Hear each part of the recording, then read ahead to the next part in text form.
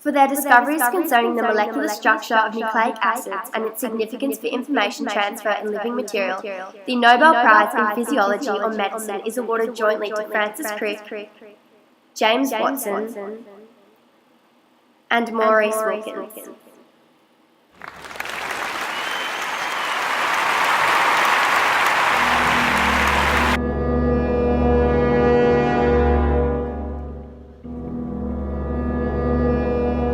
My expertise was in producing crystalline organic molecules for examination using X-ray crystallography. I had a presentation on my findings on X-ray crystallography of DNA at a conference of molecular biology in Naples. That's where I met James Watson. I believe my presentation at the conference is what inspired his interest in DNA. I was awarded a 3-year fellowship to work in the biophysics unit at King's College London. My role was to improve and set up the X-ray crystallography unit. I came back from my holiday to find that Rosalind had commenced work at King's College, and I thought she was going to be my technical assistant to provide the acquired experimental data. However, I returned to a vastly improved lab that didn't appear to be mine anymore. I lost my lab, and when I checked in on her progress, I was rebuffed. I preferred to work in collaboration with others, while Rosalind liked to work alone. It was believed that the discovery of the DNA structure would unveil the secret of all life on Earth. That was my assignment when I arrived at King's College. I think the miscommunication with Maurice brought tensions in the lab, although I continued to apply myself to the task with single-minded determination, setting my sights on solving the structure of DNA. I had advanced technological skills in crystallography and diffraction. Within just a few months, I was able to separate the two different hydrated forms of DNA. This allowed me to produce X-ray diffraction. The X-ray diffraction photos of DNA revealed the two forms wet and dry, which produced very different pictures. I was able to produce 2 sets of high-resolution photographs of DNA fibers. Using the photographs, I calculated the dimensions of the strands and also deducted that the phosphates were on the outside of what was probably a helical structure. I met Francis Crick while I was visiting Cambridge. We began to work together by using information and images from X-ray data and model building to solve the structure of DNA.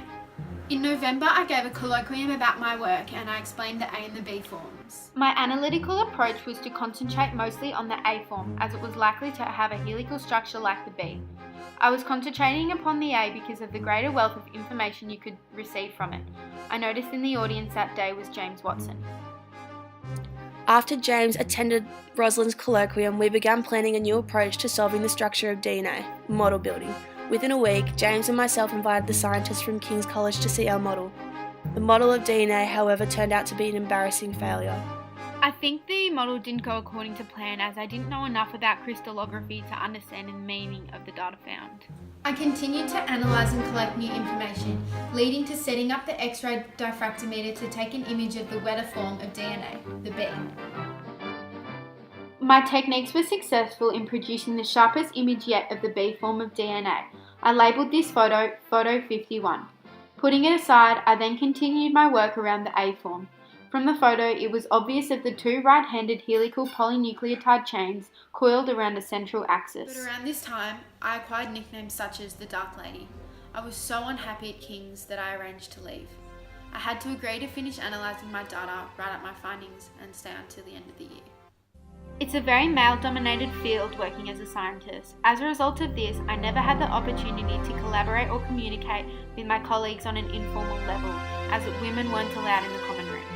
Around this time, Rosalind gave her last presentation at King's College, where James tried to show her another scientist's paper, perhaps to convince her that someone else would beat us to the structure to solve DNA if she didn't collaborate her data with James and I.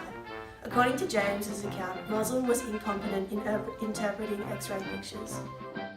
When I saw Rosalind's photograph, I recognised the double helical nature of the molecule, which was done without her knowledge. We used the information from the photograph to create a 3D model of the structure of DNA.